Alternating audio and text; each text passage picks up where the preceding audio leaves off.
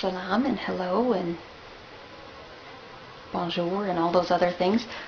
I was asked about why I converted. And I'm sure that a lot of my old high school pals who have searched me and found me on Facebook were like, what? Because this that you see now is definitely not what you saw back then. And even it's not just the covering, it's the whole that I have faith, because I was a very outspoken atheist back in the day. I'm so old now. I can't believe how old I'm getting. So I guess, how did I come to this? Let's see. It would be in high school, and I had my boyfriend at the time, who was really great for me, wasn't he? Anyways, it wasn't the best relationship. He was kind of a donkey. But it is what it is. Anyways, then I got pregnant and dropped out, and I gave my baby up for adoption and blamed God for how horrible my life was. So I turned my back on him.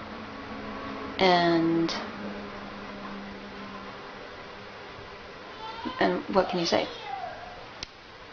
So then I healed a little bit, I guess, in myself, and left numbnuts, and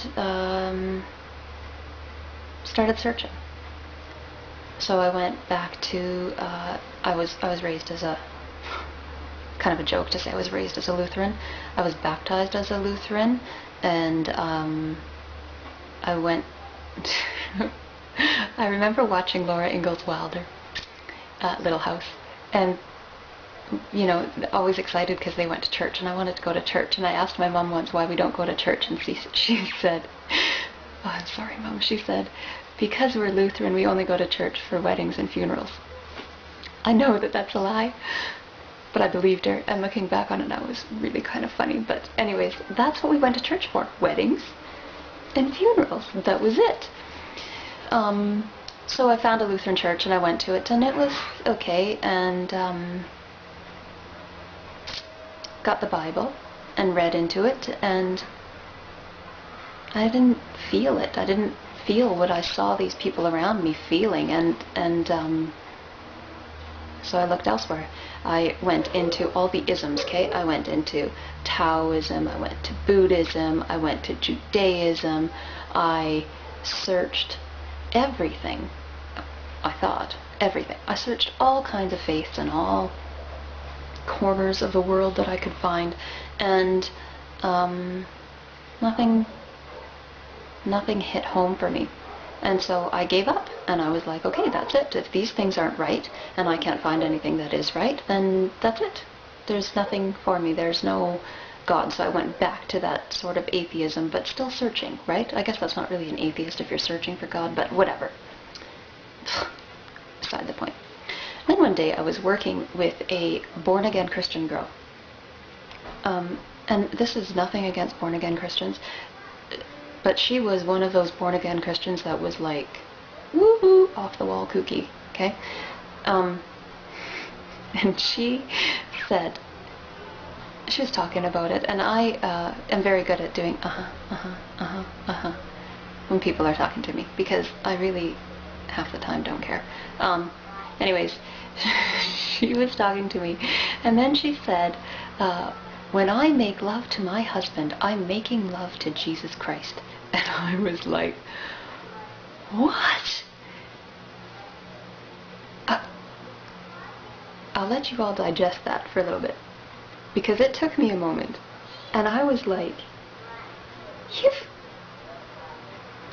you are off your rocker. You gotta be kidding me. How psycho are you? You're nuts. And then I went on to say how, because I had somehow formulated in my mind, probably back when I was 10, 11-ish, that I could not believe that Jesus was the Son of God. He's God. Why does he need a son? He's God. Is he going to die that he needs a son? And Jesus is walking around on earth and eating and pooping, and that's very ungodly to me. So I had that kind of basis in my mind, I guess, to begin with, and so I had said this to her, and she didn't like that, and so we kind of had a spat, nothing like fist fight, just back and forth, right, with my somewhat atheist views against her very strong born-again Christian views. And then along came my boss, who happened to be Muslim, and split us up. But then he took me aside and he said, "You have some interesting ideas. I'm going to bring you some literature."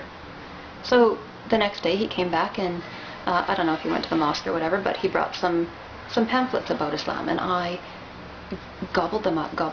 I could not read them fast enough. And then he brought me back a Quran. And I read it. I didn't read the whole Quran. I read the very first, it's called the opening, Surat al-Fatiha, which is very similar to some of the things, I guess, in Christianity, right? But when you are faced with the truth, it is absolutely undeniable.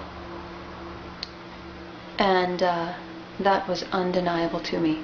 I knew. It is literally, 6 or 7 verses? Doesn't even take up a quarter of a page. And I knew that I had found the religion that I've been searching for. And then I was scared poopless, because even back then, this was, oh gosh, this was almost 13 years ago. Even back then, Islam was pretty much synonymous with terrorism. And I thought, how can I know that this is the right faith for me when, you're hearing about suicide bombers and hijackers and yada yada yada, right?